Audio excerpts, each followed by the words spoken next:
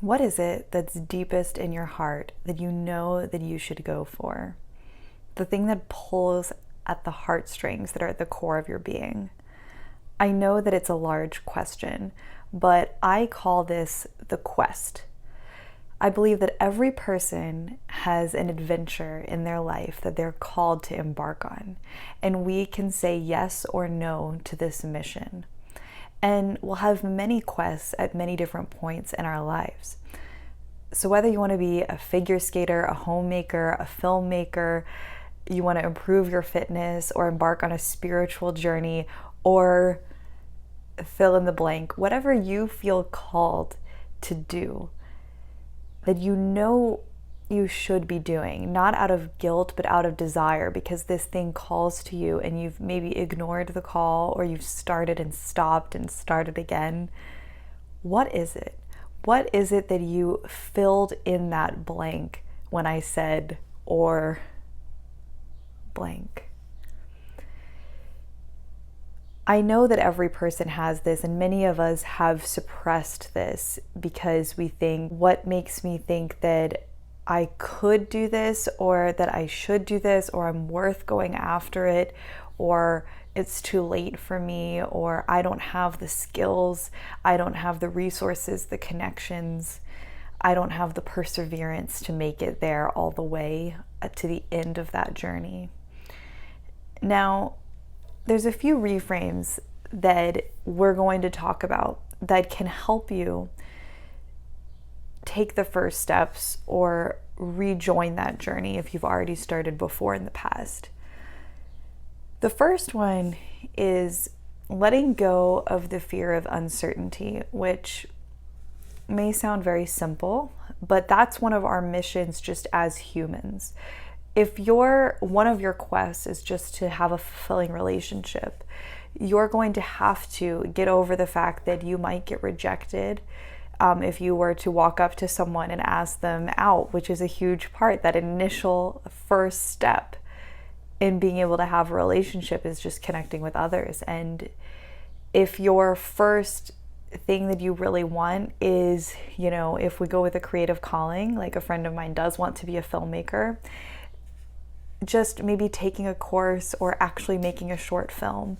We don't know how that will turn out, right? Maybe nobody will watch it. Maybe the course ends up being a flop and feels like a wasted money. So being able to have complete uncertainty in how anything might turn out, and to take those steps anyway.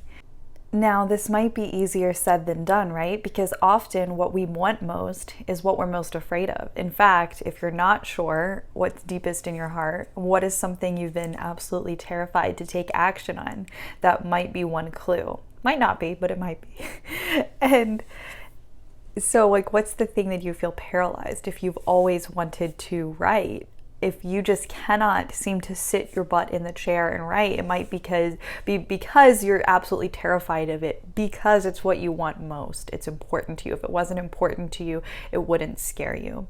So how do we move past that fear of uncertainty? I think it really comes from one thing, and that is realizing the times that you did put all of yourself into something and it didn't work out, that you are okay. You were okay and you still are okay. The times that we have really put all of ourselves into a creative project, the times that we've loved and lost, the times that we went for a promotion or a job, the times that some sort of advanced degree didn't work out, you found something else that mattered to you. Because part of being human is to feel desire and to feel pulled towards things. And as long as you're alive, I truly believe that even if it's faint, even if it's only whispering to you, that something is calling to you, and that will get louder over time as long as you don't quiet that inner voice and that inner knowing, and you start to listen to it. It will speak up louder. And the more things you embark on, the more quests you say yes to, when they're truly aligned with what matters to you and not based on external expectations or something so that we could later get something else, when it is something that you really know that you want deep in your soul. and you keep saying yes and embarking, it gets easier to keep saying yes, because you realize that win or lose, you dust yourself off and you rise again. And the only way to do that is, I think, through experience. You trip over a root that was coming out of a tree and you just get back up and you keep walking on that path. That's what you would do if you actually tumbled and fell outside. And in life, if you zoom out in a more macro sense, it's the exact same thing. You trip and you fall and you can get up. When we have past traumas, it gets harder to do that. So that's where healing is really important, because sometimes we trip and fall and it's not just a dust our knees off situation. There might be a gash or a wound there. And then every subsequent time that we fall, it hurts worse and worse until we can heal those initial wounds. So you'll hear me constantly say that therapy or other healing practices are extremely important. But when it comes to just a more day-to-day situation, if there's not a lot of past trauma, then I would just say take action, because you do not learn how to say yes and embark on these things by planning it out in a notebook in your room, or talking about it, or dreaming about it. There are two reframes that can help when we think of it as a quest rather than just a goal. So first is that a quest is an adventure. It is exciting, and no matter where you are on that adventure, as long as you're moving towards it, even if it's the smallest step, you're still on track. And secondly, I think of it as a value, something that we're not always going to be perfect about every day, but something that we can aspire towards and keep in mind. Similarly, the value of kindness or compassion. It doesn't mean every thought, action, or, thing you do day to day is going to be kind and compassion filled, but you aim for it. You're continually realigning like a compass and aiming to be compassionate or kind in your thoughts, words, and actions. Same thing with the quest. You're constantly asking, what do I want to move towards? What matters to me most? Did I take action for that today? Am I aligned with what's in my heart and moving towards what matters to me? Am I on my quest? Did I say yes to my adventure? And that is one of my number one values in life. Another reason why thinking of it as a quest is helpful, because on an adventure, not everything is comfortable or easy, but it's exciting and it matters. We're choosing something that matters to us. And even on the days that it's uncomfortable, when you say yes to your quest, it's a good day when you go to bed at the end of the day, because you know that you are living for what matters to you and you're moving towards what matters to you. And it's really about the journey. I know it sounds cheesy, but it's not about the destination. So even if you're on step 1, not 1 million, you know what? That's all that matters, is that I'm on track for my adventure and my mission. It does not matter where you are. A day where you say yes to that is a good day. And it's really easy to say, look at how far I am from where I want to be. But all that matters is walking towards that North Star and that compass. There may be 100 reasons that you can't go for this, or 100 obstacles in your way, both external or internal. But I want you to think of one thing you can do today to move closer to your quest. And if you don't know what that is, I want you to just journal about some things you truly want and some things you're truly afraid of, and see where those correlations and ties are, like we talked about, that often what we want most is what we're most afraid of.